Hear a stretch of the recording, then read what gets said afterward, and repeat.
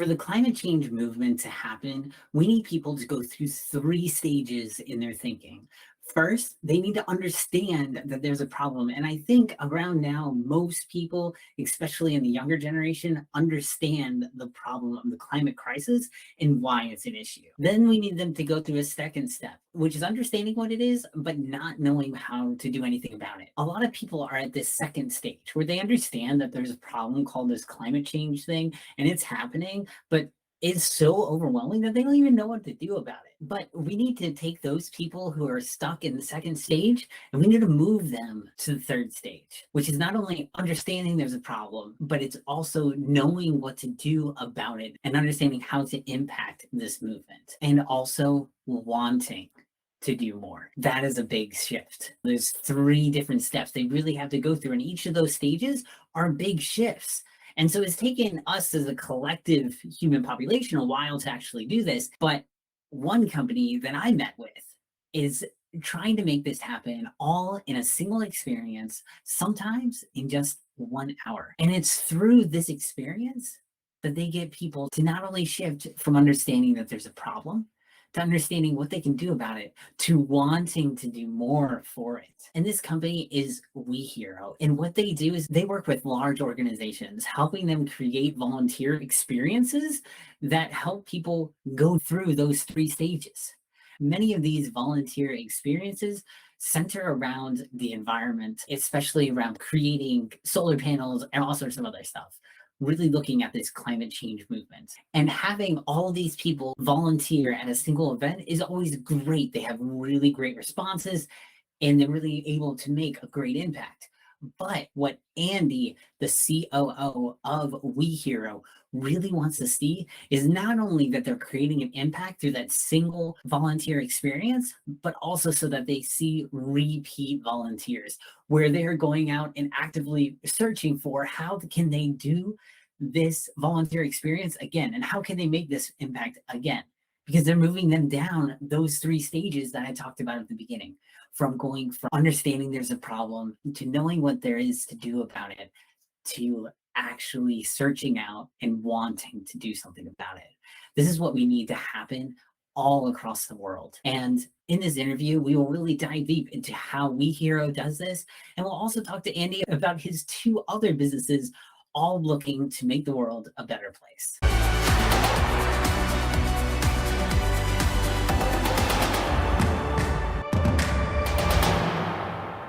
Andy, thank you for coming on the show. It's great to have you on to Green Business Impact. And can you tell me a little bit about the three different ventures you're currently working on right now and what they are? Yeah, Billy, thanks for having me. Really appreciate it. To start, my business partner and I, we have this view. We want to build businesses that help the world. It's our kind of high level view. And so right now that looks three different businesses that are all somewhat connected. Our main business and where we spend a lot of our time is called WeHero, which does corporate volunteering. And so it helps big companies engage their employees through volunteering. And if you work at a small company, you may think that you and your team go to a soup kitchen once a year to volunteer, and that's amazing. But when you think about big companies, if you think about Google, Procter and Gamble, companies like that, they have tens of thousands of employees around the world. You can't just send them to a food kitchen. And so it takes a lot of work to build and execute volunteer events that go with those employees. Our other business is really focused around helping companies really think about their carbon footprints. And this came from us coming into this industry and not knowing enough. And so as we thought about, okay, with WeHero, how do we become as sustainable and green focused as possible? We dove right in. We started partnering with experts in the space. And then as we started talking to other small businesses, everyone was just as confused as we were. And so we wanted to bring what we had learned to small businesses to let them realize we easily can figure out our impact on the environment and we can change it. And so we take a really hands-on approach for small businesses to help them offset their carbon, as well as just learn what they can do to be more sustainable. So that's business number two. Business number three is, once again, a business we started based on a need. We're pretty well known in the corporate volunteering space. Individuals are just coming to us like, hey, I want to work in the social impact space. I want to work in the sustainability space. How do I get involved? And we just couldn't find a good source. And so we started building a community of individuals who want to work in the space and people that are hiring to try to bring them together. And it's called the Impact Job. And it's an email newsletter and job board for jobs focused on sustainability, social impact, ESG, and things of that nature. And we really try to focus on jobs that, are right out of college all the way through, I would say, junior VP levels. We try not to go into the really senior roles because there's executive recruiters there.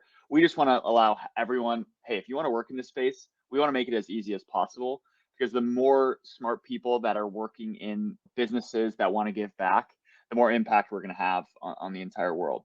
So that's a brief overview of the businesses that we currently run. That's awesome. Yeah, so I'd love to dive into each of those throughout this episode here.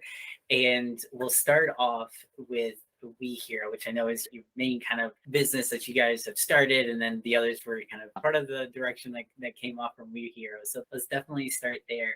And inside of WeHero, what is really your guys' mission? Yeah, our mission is to make giving and volunteering as easy as possible.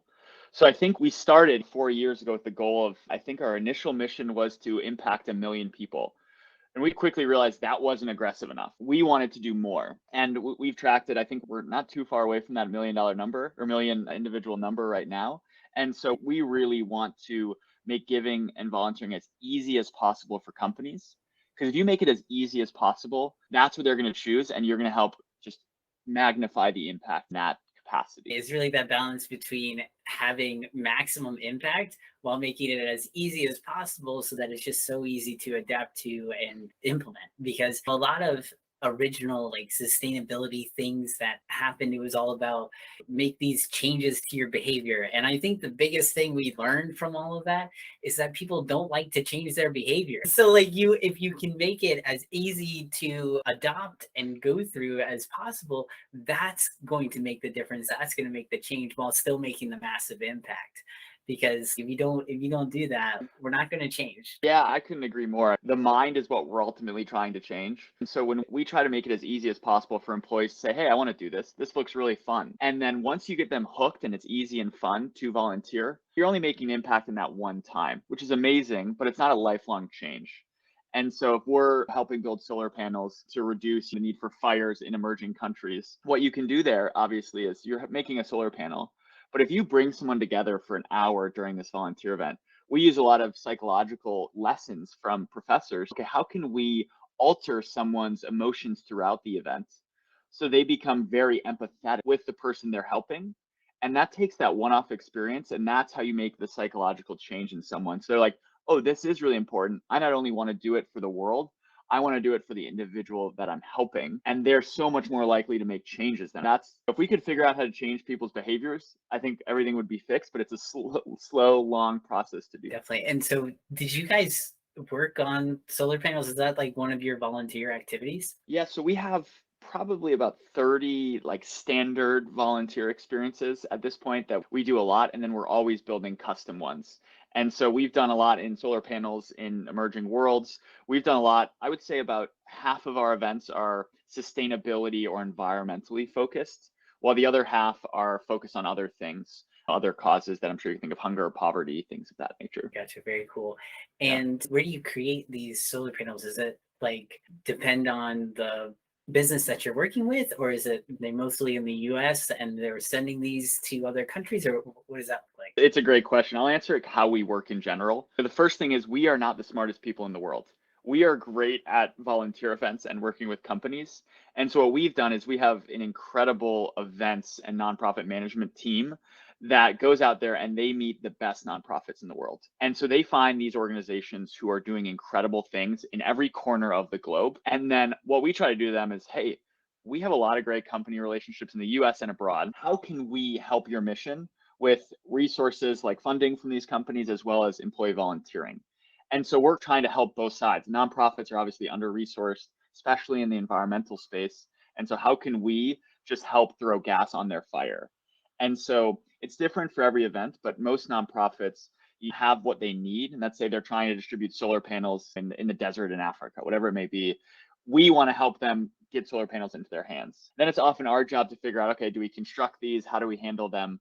But it's different for every event that we do. That's awesome. And when was the last time you were personally involved in an event, or do you still go on the ground and get your hands dirty? Yeah, I actually last Thursday I was at an event in Connecticut. We had a big on-site event where a company brought us together for their 100th anniversary. They had all their employees in their main office, and then they had about 500 employees remotely and virtually. And so we had 3 to 4 people from our team there, and it was really focused on disaster relief after environmental disasters. And so hurricanes, tornadoes, and it's an organization called AmeriCares, who also funds a lot of sustainability related things to prevent disasters. But their main focus is to go into these zones and try to help and support. And the nonprofit is actually located about 30 miles from where this company was focused. I was where they were based. And so it was really exciting to support a local nonprofit as well. That's awesome. And Yeah. I'm sure a lot of fun too. Yeah, but I'm sure it's everything. I think especially in sustainability, when you sit behind a computer and you're helping, it's really amazing to see it with your own eyes and then to also see the impact you're making. And it's a lot easier to do that when you're helping someone in poverty or helping someone who's disabled. We're trying to come up with ways, how do we help people really understand and feel the impact of helping the environment? Yeah, definitely. And what you mentioned, you're using psychological tools and kind of understanding the psychology behind it and from scientific research and stuff like that. What are you using currently? Can you give us an example of one of those? Yeah, in short, it's all empathy building. We're all trying to build empathy in the individual. And if you look at our 60-minute event, we try to have the person in the beginning frame where are they when they're coming into this event? How knowledgeable are they? How do they relate to an individual who, let's say, is disabled in an emerging country or a developing country who doesn't have access to a wheelchair, for example? How do you relate to that person? Then we try to educate them through stories and data and interactive videos. And then we have them deliver the impact. And then we have them communicate with their peers to understand how they're changed throughout the event. And then that reflection causes them to realize I'm a different person. And it builds that empathy throughout the event. And the real difference is when you can make a one-on-one connection. So for a lot of our events, we can say, we are impacting Billy. Here is Billy before and after the change. And so there is an incredible nonprofit called the Sankara Eye Foundation, who is based in India, and they do an incredible job of this. I'm going to share it as an example, and we try to replicate this across all of our events. And so they provide free eye surgeries in India to people who have cataracts or glaucoma. So in the United States or in Europe, those are very easy to do surgeries. You can be in and out in an hour, very inexpensive. In India, a lot of people cannot afford them. They're only $15 to $30. They're too expensive. And so you have this really large population of people who are blind, but it's totally curable. And so what this nonprofit does is they provide the surgeries, but even more important, they show you a picture before and then after of the individual that you supported with a note from that individual saying, I can see again, my life is changed because of you, or whatever they want to say. And I think that is the exact one-on-one connection that you're like, I just made a huge difference in the world. That is incredible. Yeah, that's really cool. And how did you guys come up with this system of leading a company and its employees and the volunteers there through this process? How did it start? Where did you guys come up with this idea? It's really amazing. I just got goosebumps from that last thing you said about the being able to see that change. That's incredible. So where did this stem from? Yeah, it's a great question. I think we're still very much on our journey of helping in the best way possible. I think phase one of what we were doing was really just trying to deliver the most first order impact. So let's get as many people together and let's do as much good in this 1 hour that we have or 2 hours. And that's amazing impact. And don't get me wrong, that is incredible impact. But we slowly started to realize we're not going to completely change the world just doing that. And so how do we change the people so they want to volunteer more and more? And so phase two was really that psychology of evolving the individual volunteer and then giving them more ways to support. So how can they continue supporting after this individual volunteer events? And that's phase two. And we were really inspired by a guy named Chris Jarvis from Realized Worth, who's almost a scion of this corporate philanthropy world. And he really spends a lot of his time thinking about how we can make an employee more than just a one-time volunteer. And that's ultimately what we want to do. Wow, that's incredible. Yeah. And do you have any data that kind of shows some of the what this impact has had? Do you start seeing more and more repeat volunteers, and how do you get that data to back up those claims? Yeah, it's a great question. It's what we monitor monthly. And so we look at a lot of survey data. And so we've done survey for all of our participants probably for the last 3.5 years, I think, at this point. Mhm. And so one of the questions we ask is, how likely are you to continue supporting in this way? Yeah. And so I would say that number has greatly increased, right? Because the person's more motivated afterwards. Although that doesn't Right. directly connect to if they do more. But what we do monitor to do that is, does the company receive more donations from employees after this? So most large companies give employee match donations. And so, Billy, if you're really passionate about that Sankara Eye Foundation, you could donate $100 and your company, Google, would donate $100 to match. So we've seen increased match donations on the nonprofits that we've supported. And the other thing is we have a really high repeat volunteer with WeHero. And so we obviously track who does volunteer events with us. And so more often now, we've obviously grown a lot. And so maybe the data is slightly off, but we see people coming back to volunteer more and more.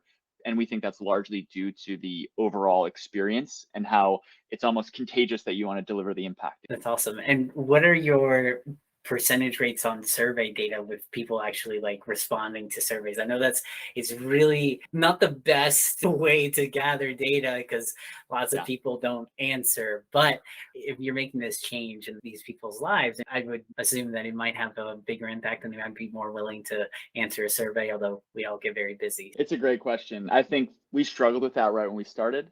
What we've switched to is not even before the end of our presentation, one of the last 2 to 3 slides, we have a QR code and people take a picture of that on their phone and we give them 2 minutes to fill out a 5-question survey.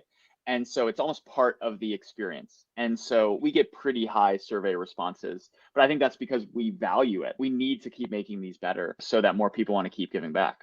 Yeah, definitely. So how many corporations are you currently working with? I think probably I would say right around 200 to 250 our current clients, mostly all I would say Fortune 1000. So really large companies with large offices. And we do work with some small companies who prioritize giving back.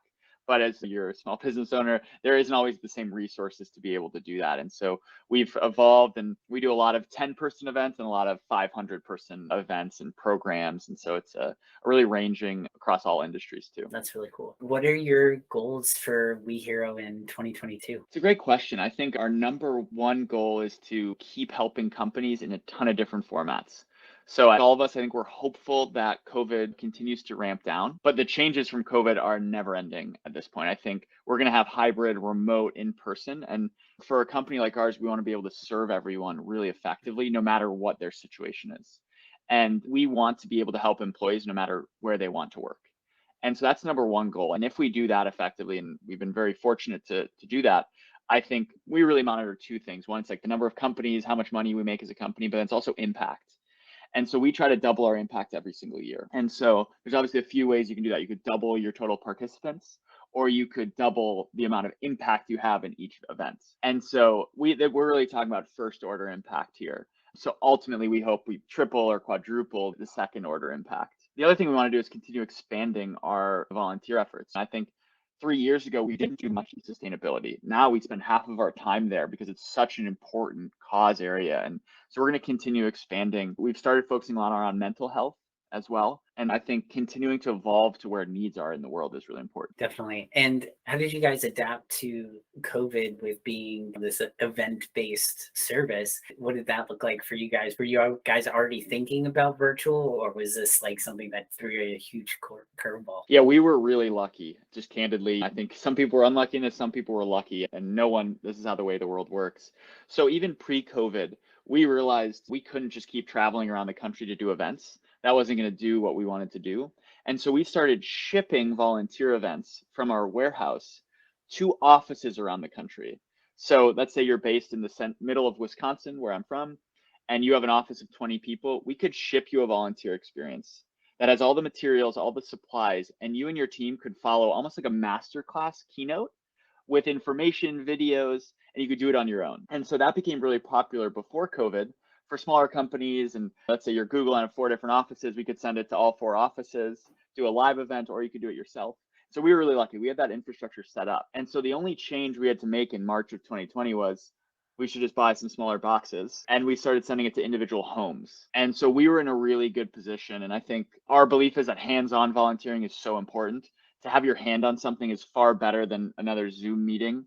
And so that's how we continue to serve. And I think we only had about a week and a half or 2 weeks of pause before we started that new product. That's awesome. That's really cool. But one of the things I will flag is the big change was how much we were shipping and our impact on the environment. And obviously, as we are very driven by the environment and our company sustainability, we needed to find a really quick solution to how do we can't change what we're doing because we're helping people and it's what our business does, but how can we minimize the impact of our actions on the environment and invest in the future so that our impact is really low. Definitely, because you were shipping materials. So like, how can you decrease the amount that you really needed to ship them? Was the optimal amount for each event kind of thing. Gotcha. Very Exactly. cool. Yeah. That's good. Cool. Let's transition to CarbonHero now and tell us a little bit more about CarbonHero again and just refresh us briefly about what CarbonHero is and what you guys do. Yeah. So once again, it all got started because we realized we had a larger carbon footprint than we wanted, and we wanted to become knowledgeable on that. And so we started with a two-pronged business model is, okay, I'm an individual. How much carbon do I emit? What is my environmental impact? And so we partnered with who we call our carbon guru, Sean, and he built this entire calculator for an individual. More for information. What is my impact on the environment for my actions? If I drive a gasoline car, if I take 10 flights a year versus 5. And then we really expanded into how do we help small companies? And we went through the entire process of looking at our business. How can we be more sustainable? What can we change to our packaging, what we send out, our corporate travel? And we realized it's really our shipping and our corporate travel that is having the largest impact. Our supplies and materials are relatively minimal. Our employees live a very environmentally conscious life, given the type of company we are. And so what we realized is we wanted to make changes and offset our carbon and do all these things, but we had no idea what was going on. And so by learning a lot and spending a year and a half just heads down and figuring this out and working with the right people, we realized that there's great ways to do this. And it's very similar to our volunteering. It not only helps the world, but it helps a company. You can have a better brand, you can have a better market, and you can attract better customers. And so we ended up realizing as we talked to other businesses, we knew that no one knows how to do this, but everyone wants to. Everyone's like, I want to be a green business. It seems overwhelming and complicated. What do I do? And we take the approach of let's work with smaller companies here who they don't attract the attention from these large environmental consulting firms who are complicated and really data intensive. Let's work with them hand in hand and just talk through their business. And so we provide what we call like fifth grade level hands-on support. So we do the homework together, we talk through everything, and we try to bring it down to that fifth grade level so we all know what's going on. And then we help them make the changes they want, whether it's making their business slightly more sustainable or if it's around offsetting their carbon. And we really focus on, okay, let's offset the carbon. Let's focus on how do we market that. And so we work with a wine importer from Europe and we offset their transportation of wine from Europe to the United States. And so walking them through that process and customizing it for each type of wine was really the intensity of our work. But what's been most powerful is their wine bottles are going to have a label on it that says the transportation has been completely offset by these projects. And so it really enables the business to grow and cover the cost of doing it quite easily. Definitely. That's really cool. And how many companies have you guys worked with CarbonHero so far? Yeah, I think it's between 10 and 20. So we haven't worked with a ton of companies. We've mainly been focused on really in depth though. Really, yeah, obviously this is a lot more of an in-depth type process and it varies for every company. We want our entire carbon footprint to be offset. We probably are more on that extreme. Whereas some companies are like, we just want to focus on our travel or we're worried about our buildings emissions. Let's focus on different parts. And so we're not trying to work with 300 companies a year. We want to work with fewer companies and make it really customized and ultimately just make it easy for small companies to be more environmentally friendly. Definitely. And do you have a lot of individuals coming to you with ideas of this? How do I offset my carbon, my own carbon? What's my carbon footprint? And what do you suggest for them? Yeah, so we took that calculator we built and we actually allow individuals to choose to offset their carbon via that calculator. We don't try to get individuals to come to us, but we wanted to give them the tool to do that. And we do it basically for free. Gotcha. I think we charge 5 cents or something on each carbon metric ton that we purchase. So we do that. I think there's a ton of other great resources. What I like to see is more and more companies are including this in their offering. So if you go to buy a plane flight now, you can choose to offset your carbon for whatever the cost is for that flight. And so I think you'll have what I call the people who are focused on the environment and the sustainability geeks, the people listening to this podcast probably who choose to offset their entire life. But once again, we can't get everyone from being a coal burning, Escalade driving, gas guzzling person to doing that. And so small changes are what's going to drive that person from one side to the other. And so if they're like, oh, for $10 extra, I can make this flight carbon free. Amazing. I'll do that. And those are the changes that I think over the next 20 years will dramatically impact the environment. Definitely. And what was something surprising that you guys found as you were going through the process of trying to offset your own carbon and maybe one of the companies that you've worked with? I would say the biggest learning is that offsetting carbon is way more than just offsetting carbon. I think the technology is advancing so much that we should have carbon sequestration. And hopefully the next 30 to 50 years, that is economical. That's great. But I think one of the benefits of this time right now is the carbon projects typically have secondary benefits. And so we work with a zoo operator, right? And so they have zoos around the country, but they're super passionate about animals. And so they are carbon neutral through protecting forests and protecting bison lands in Colorado. And you can do so much more by just, you think you're just doing something environmental, but you can do so much more. And so there's a clean stove project, I believe in Indonesia, that you think is great. We're eliminating fire exhaust to make really efficient stoves for cooking for these individuals, but you're also preventing more trees from being cut down. You're also preventing women from having to go all day long to collect firewood. And so that allows them to get other jobs. And so the biggest learning I think for me is that helping the environment, helping people can go hand in hand, really. Yeah, there's a lot of times that you realize a lot of this is just a win-win in so many different ways. Yeah. It's a win for the environment, it'll be a win for people, and it's a win for profit as well, because usually it's more economical and just easier and more efficient. And it's like, why didn't we choose this before? Like, why were we doing it any other way? So Yeah, definitely. you're so right. We're trying to get data and capture data to prove that profit piece. Because why Mhm. wouldn't a company do this if they knew it was going to make them more profitable? But it's obviously, we don't have enough data of doing this, nor does really any company yet. And so I think that over the next 5 years, there's going to be a big shift. Definitely. And I'd like to get your perspective on this because I've heard some people talk about this before. Like with carbon offsetting, it almost feels okay, I go and purchase something so that I can feel good about offsetting my carbon.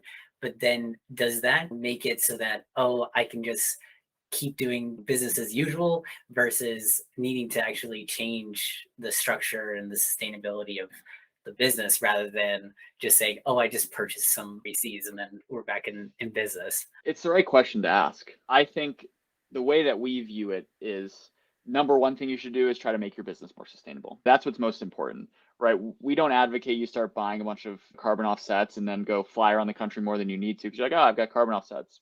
Doesn't matter. That's not what we suggest. We suggest make your business more sustainable and environmentally friendly. And then two, what you can't do, invest in the carbon offset. So you can't change some things about your business. So try to impact the after effects of that. We don't see typically, I think the people that choose to do this are people who want the best for the world. And so I don't think we see people buying offsets and then saying, whatever, we'll do anything at this point. It doesn't really matter. I think we try to believe the best in the world. I do think at the much larger companies, there is likely greenwashing going on. And this is a negative take on carbon offsets. And look at the airlines, right? Their whole business model is made around emitting fossil fuels and carbon into this world, but they're trying to become more environmental. And so we take the approach, they're investing in different kinds of planes, they're buying carbon credits, like they're doing the best they can. They could probably doing more, but we need to take the positive spin on things and hope that over time it becomes just the norm. Definitely, I agree. I think a lot of it too has to deal with just the education of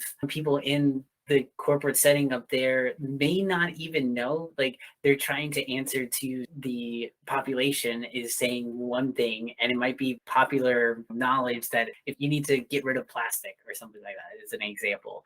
But could it really be that even though like you get rid of plastic, you're replacing with something that's not any more sustainable than the plastic was, and so it's actually worse and adding more stuff to the environment and bad things. So it's, I don't think greenwashing is all, oh ha, I'm getting away with something. Like I think some of it is like they're trying to answer a need and they go and answer it just in the wrong way. It's like, you were trying it, but Yeah. not, that's not what we need to do. So that I think greenwashing also gets a really bad rep to, oh, they're just trying to do this or trying to make it bad, where it's sometimes it's like people are just trying to answer what the public is saying, but the public is saying it wrong, and their answer to it is not good. So Yeah, Bill, you're spot on. Once again going back to believing the best in people. We are so new in this. Experimentation is needed. And I think this is most common around the paper straw example. Most paper straws I absolutely hate to use. But they're new technology coming out with compostable more paper straws that are actually amazing. And so right, we're so new. People need to experiment. As in all experimentation, not everything's going to work. You're going to need to take feedback and make it better. And so that is happening everywhere right now. And we try to encourage people not to get upset or angry that it's not happening in the best way possible or as efficiently as possible, because you need to. Definitely, I agree. And it's always starts with those initial stages. You can't, Google wasn't birthed as big as it is today, or Amazon wasn't birthed at that point too. They had a big growing period that they went through. So it's part of all the process. You have to get through it. So I completely agree. What has been your favorite part about CarbonHero and the impact that you guys are having? Apart from just my personal learning and growth in this space, I think that's been the most interesting. But I also think it's allowed us to help smaller companies. And for me, that's what's most exciting, is because I think small companies, we're a small company, a small business, we all get overlooked in the world. And oftentimes there's things we want, and there's software we really want to use, technology that we can't afford, manufacturing equipment we can't use. And it's being able to bring this to smaller companies is so rewarding, because ultimately there's more small companies than there are big companies in the world. And so we need to help all companies, and why not help these small ones? And I think they all have such unique business models and unique needs. It's very fun to build the customized solutions for them. Definitely. And you really feel like you're hands-on, you're getting in down and dirty. Yeah. So that's really awesome. Exactly. All right, so let's transition to the impact job. Tell us a little bit more about the impact job and remind us what that part is. Yeah, so this is the third and newest business that we've launched. We launched it about 2 months ago, I think, at this point, and we're just trying to bring together people who are looking to work in this industry. It's becoming more and more popular to work in sustainability, environmentally focused jobs, and then as well as corporate social responsibility, which is helping companies become better, and then ESG. So there's this whole range. There's more and more jobs coming out, and more people want to work in these jobs. And so we're building a hub for where people can come and find these jobs. And like I said earlier, it's really for people who are new into their career until mid-level management. Most of the senior level roles for these are hired by recruiters. And so we wanted to build a self-serve model for this. And frankly, it's because when people go to LinkedIn, there's 10,000 different jobs. And some of them may mention this, but it actually has nothing to do with it. And so we wanted to make a way that's free for everyone to find jobs, and companies could have their jobs listed there. And yeah, it's been really fun. And I think it's been great hearing just the reinforcement being like, finally, we've been looking for something like this. And so it's great to kind of see where this is going to go. And our ultimate goal is to provide, we send out the new jobs every week, and to provide a lot of environmental sustainability and as well as CSR related content to these individuals to make them more qualified for the jobs as well. And so it'll be a fun journey for sure. Definitely. That's awesome. And are you vetting these companies that you are posting up on the site, or is it you're just working together with them? What does that look like? Yeah, so we're doing a little bit of vetting. Our ultimate belief is we want to help every company be better. And to take this to the extreme example, we would work with a tobacco company because their business will exist, but we have the opportunity to make that business slightly better. So that's our internal philosophy. But right now it's all self-service for the company. So a company can go on there and they can say, hey, we need to hire, let's post a job. We have an approval process in there. And so if someone posts a job that is not related to sustainability or ESG, CSR, we will not allow it on the website. So we curate it in that form. We obviously build a lot of relationships with the hiring managers at the companies we think are most interesting to candidates. And that's really, I think, how we filter people into the website. Definitely. That's good. Yeah. I remember I was in that stage at one point where I was searching for sustainability jobs, and I always got super irritated when I was on like other sites and trying to look for these jobs, and then they would just mention it in there as like sustainability, as, oh, we are a sustainable business, and then you would get the keyword, hit the search, and it was like, this has nothing to do with that. Not even close. You're so right. That's the challenge, right? You go to Indeed and they have 10,000 sustainability jobs. We want to curate the best ones, the ones that are really focused on making a change. Definitely. Very true. Yeah. And I think one of the big messages here too is, depending on what you want to do, whatever you want to do, and if you're wanting to have an impact, like, you don't have to be like the activist holding a sign going out and protesting or something. You don't have to be that person going and trying to lobby or being really outspoken or gregarious at a big meeting or trying to write your congressman or getting people behind you. Like, you can have an impact with these companies that are trying to be more sustainable, having that impact on the world, that it doesn't have to be just one part. We're not just in that position of awareness anymore. Like, we're doing action. There's a lot of action happening. You're so right. I think that's what most college graduates are like, oh, I want to go join the Peace Corps or go join EnviroCorps or whatever it may be. And they join this and they can see, wow, people are making a real career out of this industry. And I think that's the best thing we can do is showing people who are going to graduate from college, instead of go working at a different sales job or whatever it may be, they see, wow, I can make a career, make a couple $100,000 if I follow this and really help the environment along the way. And I think that is the type of shift we need in people, because ultimately you're going to always have those people waving the flag, and those people are amazing, but that's a small percentage of the population. We need to get everyone interested in working in the space that's passionate about it. We really have no barriers anymore. Yeah, definitely. I agree. So what are your goals for the impact job throughout 2022? Yeah. So since our launch about 30 days ago, we've had probably 40 jobs up there, and we've got thousands of people subscribed to it, which for us is a great success, especially the early traction. I think our goal is probably to have the tens of thousands of people interested in the jobs on there, and really have a full-fledged weekly email blast to everyone that really focuses on the jobs, but also provides them the content and the education they need to really excel in their interviews and their resume process for the sustainability space. And so I think that's really what we're focused on for the next 6 months. We'll hopefully continue growing at the same pace. And I think just ultimately people need this kind of help, and we're here to provide it. Definitely. That's awesome. And what is one tip that you would give towards another ecopreneur or somebody out there who's looking for an impact job? What was one tip that you would give them to get involved or be able to grow their green business?